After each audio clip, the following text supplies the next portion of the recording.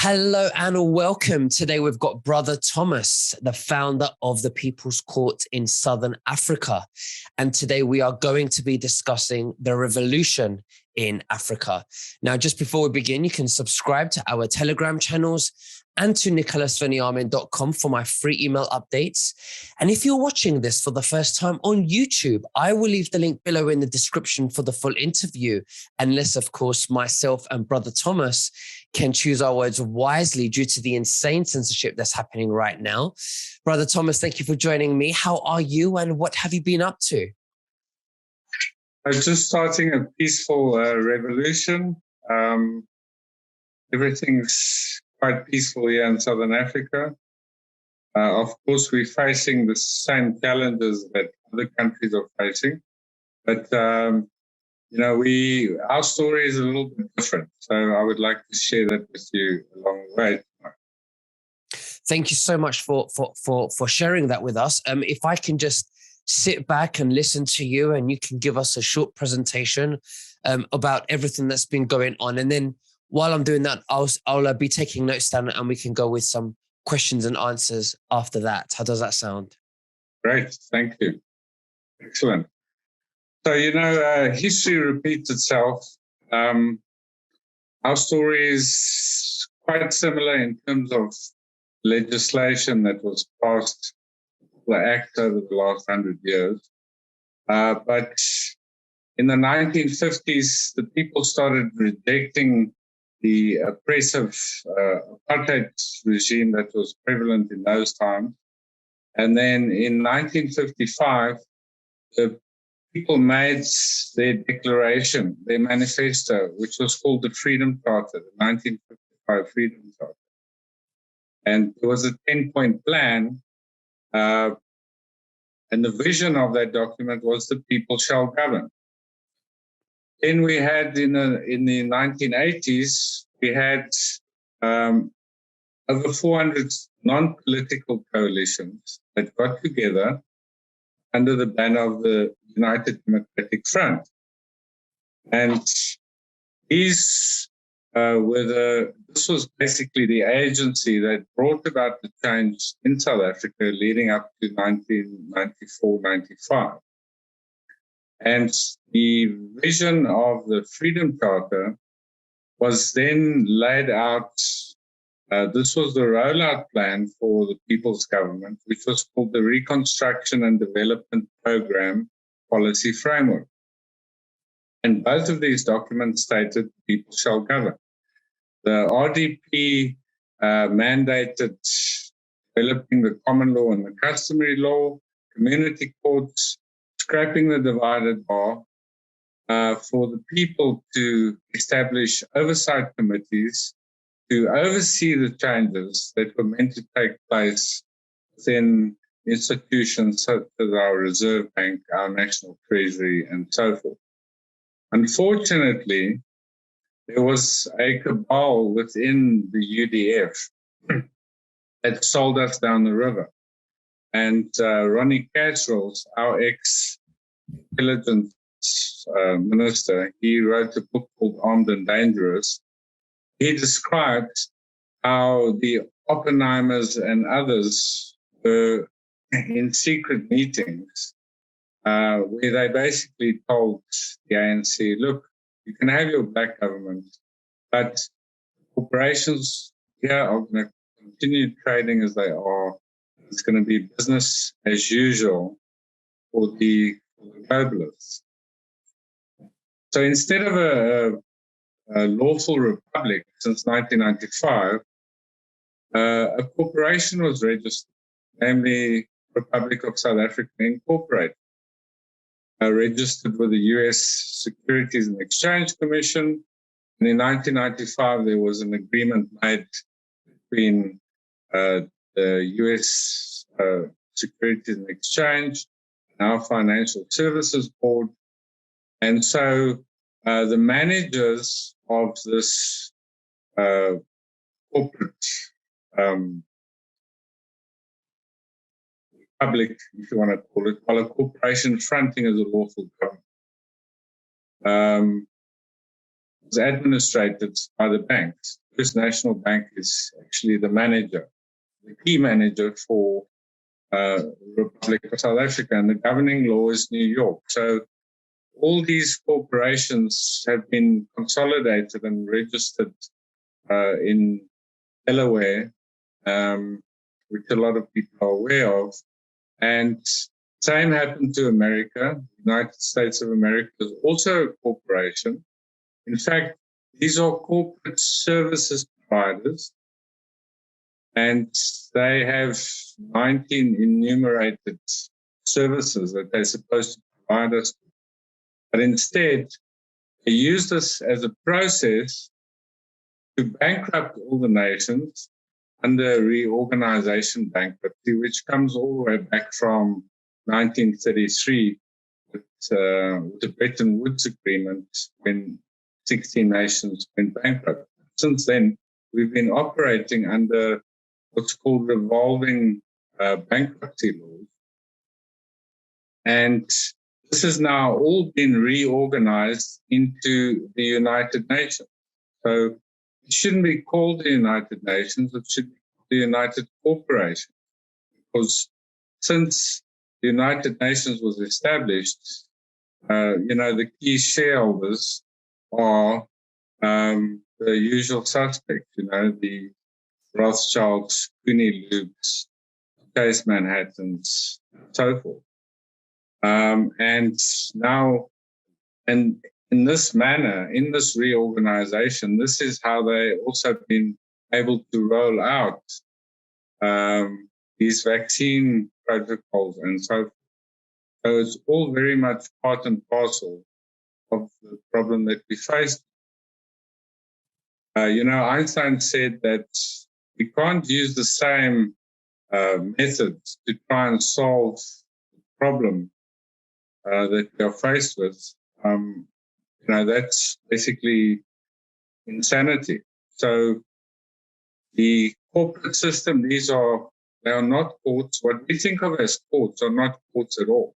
They are, in fact, called executive administrative tribunals, and there's no judges. They are executive administrators, and it's all corporate. And it only relates to contracts between corporate legal fiction. There's a Supreme Court ruling from 1795 in the annotation. It says, inasmuch as every government is a legal fiction, an abstraction, and a creature of the mind only, having no parity with the tangible, the legal manifestation of this is that no court, government, agency, aspect law can concern itself with anything other than contracts between corporate legal fiction. So they don't have any jurisdiction over reality. They don't have jurisdiction over people. They don't have jurisdiction over your rights. They don't have jurisdiction over your land, your resources, or anything tangible. So that jurisdiction is in fact vacant. Mm-hmm. And this is where the common law courts have come in through millions of hours of research by all of our pioneers, people like G. Edward Griffin, Elizabeth Mary Croft, Frank Collins, Anna von Reitz, all the great minds came to a point where we've now distilled what we need to do in order to unbind this evil system and bind in a new alternative. We can't fight this existing system. We have to create an alternative. And in fact, people's courts, because we are operating in reality, we are superior jurisdiction courts to the bar legal system, because they only have jurisdiction over fiction. We have jurisdiction over reality. Our Creator created us, and we created a fiction called government. The sole purpose of government is to protect our rights. Now, this piece of paper has turned everything upside down, and it claims it's standing between us and our Creator. That is simply not possible. Fact trumps fiction, And this is the dilemma we're sitting in just now. Now, on another level, we are not only dealing with a physical issue, we're also dealing with a very evil, unseen system. So if you take the language that they're using, the legalese, the dog Latin, all of this jargon, it is actually word magic. It is occult. It comes from, all this Zoroastrian worship from the past of archons and demons and all of that. So it is spellbinding. So there's a Harry Potter element to this whole story too, is that we are actually unbinding all of this evil, is established principles in law that state the same manner that something is bound is unbound. So we have to unbind this evil system, bind in a new, just, free, and fair system by, for, and of the people. Now, our legal system and the banking system, they lie at the root of this very evil system that we are faced with. Once we can put the power of lawmaking back into the hands of people through the jury courts, the people's courts, and we can put the power of banking back into the hands of the people, and we win.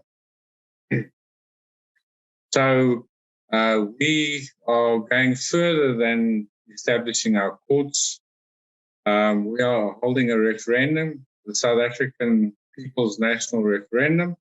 When we have 500,000 names in our referendum, and it's a declaration where we basically emancipating ourselves from this corporate RSA Incorporated. And then, of course, at that point, we're going to start foreclosure proceedings because it is bankrupt and it's time to rehabilitate this bankruptcy. We're creating a national trust. We're going to revenue all of the assets in there. Then we're also developing an alternative banking system. So we've got our first committees are meeting on a weekly basis. We're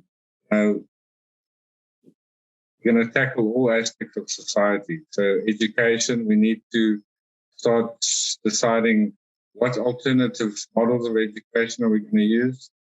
Our banking system, it's going to be completely separate, running on its own servers and all of that. Then at some point we will interface with the American states who are also setting up their own banking system. There's two names. The one is the Global Family Bank. The other one is the Bilateral Trade Bank. So just to explain, these corporations, they operate under international commerce, which is sea jurisdiction. We are operating under international trade, which is land jurisdiction. And vehicles that we use are express trusts, as opposed to companies and corporations. This is how we were supposed to originally trade. A republic is supposed to be a trust, which the people are the beneficiaries and the shareholders of that trust. Creditor. But through semantic deceit and the color of law, we get converted by the system from living creditors to deceased estates and debtors. Mm-hmm.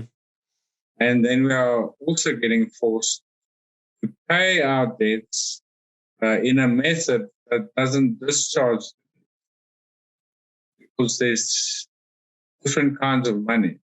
The entire system is running under what's called the law merchant, the Uniform Commercial Code, and the way to settle debts under that system is to set them off, to discharge them through endorsing them. But now the system gets you to pay out of your own pockets, and these debts have already been discharged. So there's mass-scale commercial paper fraud going on. Okay. And it's very simple to see that. You can just go and look at all the documentation that's out there, look for the original document. If you're getting an invoice or a statement from a utilities company, the original, you won't see it. You get copies. Same with your taxes. Your birth certificate, the original has been sold. Your mortgage papers, any piece of commercial paper that you have signed, if you try and go back and find the original, it's gone. Why? Because it's getting sold through backdoor clearinghouses for up to 10 times its value in this fractional reserve system. Now, even the courts are doing this. You can go and look for court orders, and you'll see the original court orders are missing from the files within 24 hours. We've done this many times. And because they are not applying the Uniform Commercial Code and the Bills of Exchange Acts properly, we are being double billed. Sometimes we're paying up to 20 times for the same service. And it's a debt-based system. And the interest on this fake debt is just growing. And of course, bubble bursts often, and then they just reorganize everything and they carry on as usual. And we are, in fact, way past the point of where it needs to be foreclosed. We need a global debt jubilee. We need to put a moratorium on all evictions, foreclosures, repossessions, because it's all based on fraud. The entire banking system is a fraud. Stock markets, everything. It's all artificially manipulated. There's nothing natural to it anymore. No, the old law of nations has been corrupted. The original principles, charters, the League of Nations has been corrupted. It's all been corrupted, and this is all due to this organized criminal gang that's of banksters that control the whole Federal Reserve Ponzi scheme, and now they're controlling the world through a fiction called money. Absolutely. So that's kind of it in a nutshell, you know. Okay. So let's talk about what you're doing and who's involved into creating a new banking system, and also talk about the currencies. How will you use the gold or a tangible asset that's going to be backed up by the currency that you're looking to create? Yes. Well, look, there's it was Milton Friedman who said that money, the creation of money, you don't need formal education. It's a creative process. You know? So first of all, we're drawing from all of our coalitions. So as these unity movements and coalitions are forming in South Africa, we already have quite a few of them on board, and hopefully more of these South African coalitions will join us. We're talking about churches, kingdoms, you know, tribal kingdoms. We're talking about communities engaged in savings and credit co-ops, barter and exchange systems. It's all non-political. We don't work with political parties. We have people on board that are members of political parties, but in our meetings and that, don't recognize that status. We are all just people. We don't regard fictions or frictions of law. And from that, we have quite a few experts in, writing software and so forth. So our first projects that we are tackling is, the first thing is we now going through the process of making a Liberty sovereign silver coin, which will be 1 troy ounce for starters. And then there's quite a nice idea. It's called the gold pack. It's an American cap. It's literally real money because it's a thin sheet of gold or silver that's laminated between two polymers, and the money is worth the value of the current value of the gold. So And because you can print it so thinly, you can print up to 1,000th of a troy ounce. I think the current gold back is about $3.80. So it's being used in certain shops and so on already. So it'll be a basket of currencies. There's a lot of alternative systems out there already. There's local economy trading systems. There's community exchange systems. There's numerous alternatives models that are already working and have been working for a number of years. And how will you work with creating accounts, which is decentralized to the holder of their own monetary?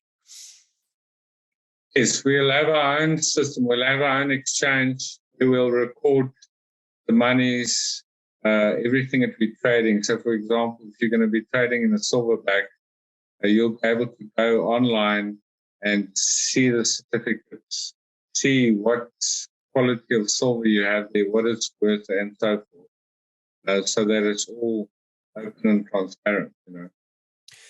So when we hopefully, we can all countries and around the world can create a new banking system, a real one, of course, not the one we're in now. What would happen to our current debts today with our mortgages, which you say, and I agree, and many agree, that are currently illegal?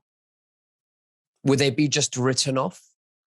Well, you see, this is the whole thing, is that under the current UCC, Uniform Commercial Code, the only way to settle any of these debts is to discharge it. So we're going to say to the World Bank, the IMF, give us the bill, because we want to discharge it against our credit. Now, if you look at South Africa,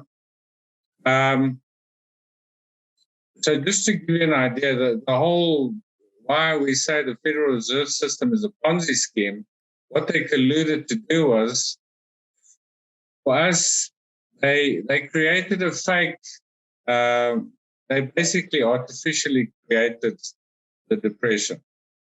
So they scared governments to get all of their gold together into one vault and then to use it as collateral to try and rehabilitate the so-called fake bankruptcy. And then, of course, the banksters, it was, sleight of hand. So they confiscated our gold. They gave us a non-permanent banking system, which is debt-based, with formulas that we could never pay those debts back. And because the money is created, this commercial paper that's created is created under the Bills of Exchange Act. It's called money of exchange. Now, our money of account is a completely different kind of money. You can't use money of account. It doesn't settle the debt of money of exchange. They keep getting us to pay from money of account, but it never settles the debts, and these debts just grow and grow and grow. And right now, every single cent of tax is just going towards trying to settle the interest on this debt. I mean, in 1989, Ronald Reagan brought out the Grace Commission report, and in there it clearly states not a single cent of Americans' taxpayer money is going towards any services. It's all going towards this fake debt. Wow. Yeah. All IOUs, it's fiat. What do you think caused this big revolution that's going on right now? Do you think it's the crisis of 2020? Well, it's always a crisis of survival that rallies people to take action. Unfortunately, So this has been what we would call a crisis of survival. Mm-hmm. And it's been a mass awakening. We started on this journey 10 years ago already. There was very few of us in the beginning, but now we are the majority. More than 70% of South Africans are awake. 70% of South Africans didn't take the jab. We didn't vote. So we're ready for an alternative system. Luckily, we already had the foundations for an alternative system. We just need to restore the reconstruction and development of South Africa as it was meant to be since 1994. I feel, sorry for when the cabal is seated in Britain, France, America. So I feel very sorry for you guys. It's going to be very easy for us to take back our government, to restore our republic. But you guys are going to have it quite a bit harder. Well, I think that, someone like yourself, your country will start it off and it will be a domino effect. It will be an example. And, it's a really good thing. So let's talk about passports and birth certificates. What are you doing for that? Because obviously you did mention that our birth certificates were sold. And there's this thing about our names being in capitals, which means that we are a corporation, which means that we are subject to statutes which are unconstitutional. They are not our God-given laws, like killing or stealing or damage. They have statutes which basically bury us in regulations that make them in law. So what are you going to do about that? What's the setup for that? Well, it's, we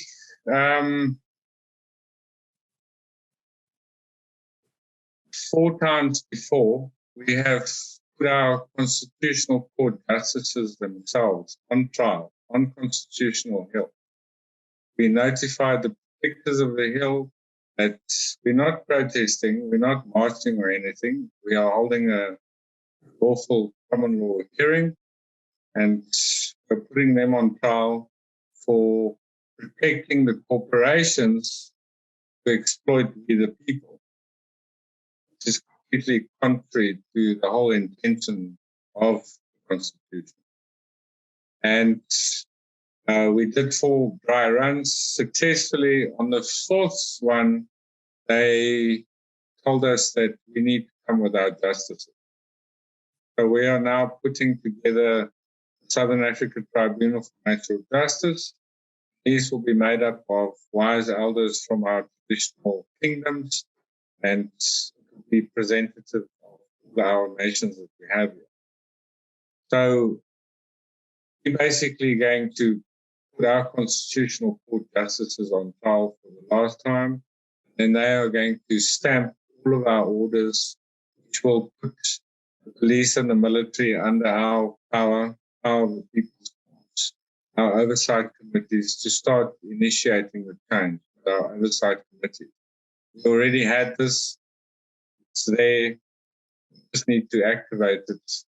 So our process is a lot simpler than most of the other countries. Why do you think that your process is much more easier? What are the advantages that your country has that makes it easier? We had a revolution. We overthrew the previous government. So that paved a highway of freedom for us. And this is why, in our own constitution, which we don't recognize because it's corporate, but in there is the Bill of Rights. And for example, we have the right to bodily integrity in section 12.2C of the Bill of Rights, and it's a non-derogable right. So no legislation or regulation in South Africa can force us to take vaccinations. So that's why it's not mandatory. And they're trying everything to now slip it in somewhere to try and make it mandatory. But we're just telling them, sorry, your regulations, your statutes or acts or emergency codes are null and void because they contrary to the Bill of Rights. So they are unlawful, illegal, and null and void. So they have no standing. Mm-hmm. So we educate our police, our military, and we've got a very active citizenry that we have served them all. Mm-hmm. We have served them all. Do you believe that there is an alliance working to slowly, make this happen worldwide, although it might be very slow, and also letting people, work for it, like people waking up and doing the inner work to figure it out themselves? Do you think there is an alliance happening behind the scenes, helping to shift? From the people side or on the other side? Sorry? Are we talking about the New World Order Alliance or the People's Alliance? I'm talking about the light side, the good side, trying to get humanity to wake up slowly and create a new system. Do you think ET sticks strictly to 3D ality, not reality, ality. So I can't say. All I can say is that the old adage is as above, so below. Mm-hmm. So corruption that we see here in this 3D reality is the same corruption that you will find on every other single plane of existence. Mm-hmm. And how it has all come about is because we have gotten slack in our morals and our ethics and our principles. We are responsible for it. Absolutely. Now that humanity are waking up, they're all very much angered and so forth, and looking around at who they can blame, instead of taking responsibility and say, you know what, I created this. I was complicit in this. I allowed this to happen. Instead of me learning what my Bill of Rights is or what my rights really are, no, I spend Saturdays watching the Super Bowl or the soccer or, Netflix. I keep asking people, who's read the Bill of Rights? And then there's maybe one. The Freedom Charter, maybe one. And this is why we are where we are. The law does not protect those that slumber on their rights. So we can't now want to go out and arrest people and do this and do all of that. It's time for us to wake up, smell the roses, and take part. We have to be the change we want to see in the world. We have to take action, responsibility. Absolutely. We are slowly seeing different industries, people of different industries now. They're starting to see the light. They're starting to see the inconsistencies. They are losing trust, and the authorities are losing credibility, and they are slowly shifting and making that change. And yes, you are right. We have to make that, take that responsibility and have that courage and no longer continue with the slack to make a difference. Yes. So every single country, the people from every single country should get involved with the common law courts. There are common law courts starting up in virtually every country: England, New Zealand, Australia, America, South Africa, and the customary law courts. The traditional people must go and develop the customary law courts, support those processes. Especially with the treaty nations, they have a lot of power, those treaties, and keeping their jurisdiction. There's nations like the Maoris from Aotearoa. We've worked with the spiritual chief, who's now passed away. They have maintained their sovereignty. The Maori people have maintained their sovereignty. They're one of the few nations who've managed to achieve that. And this is everything begins and ends with the law. And that's how it's all going to unfold. Is establish your courts, your common law, your customary law, your procedures of how you're going to roll out, and then the whole system of governance will follow from that. But if you're going to just keep protesting, protesting is for slaves.